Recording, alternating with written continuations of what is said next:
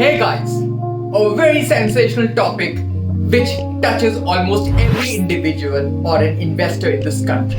The IPOs. What exactly are IPOs and why are people so crazy for investing their money in IPOs? So before I go into the depth of what IPOs are, let me tell you an interesting factor about an IPO. IPO is something which has never been heard ever before. A stock where you have never invested ever before. This is a new launch, a new euphoria, or a new practical situation where lot of subscriptions, lot of overpricing comes into the picture.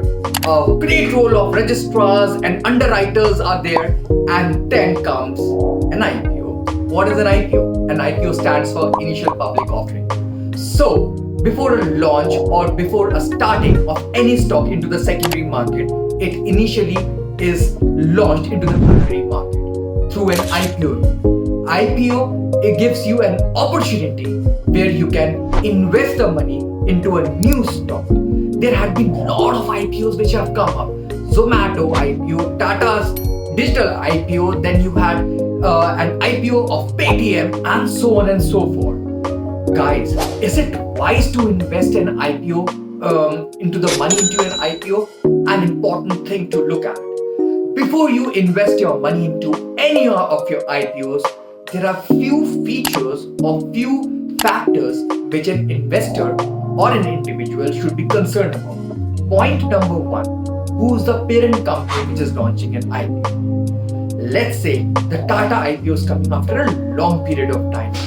So you have to look into that, which is that sector or which is that theme into which an IPO is coming. Is it a booming theme or not? You also have to look into the valuation parameters. Is it overly priced? The price band is attractive or not? Or you find that it is an inflated price where the IPO can be launched at a lower price into the secondary markets where you can actually purchase during that time. You also have to see what is the subscription rate which is coming into an IPO. Is it getting overly subscribed? Is it getting underly subscribed? This is also an important feature. And fourth most important thing is that when is an IPO coming up?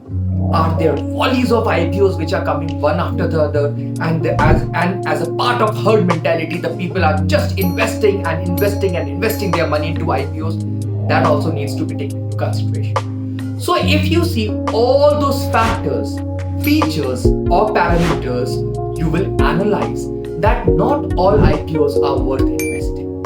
And at the same time, you can't even negate that one should not invest in IPO. So by taking a judicious method or by judiciously managing whether one has to go or do not go into an IPO, an investor can take his decision of proceeding ahead. So as you know that we have seen a lot of IPOs in our markets.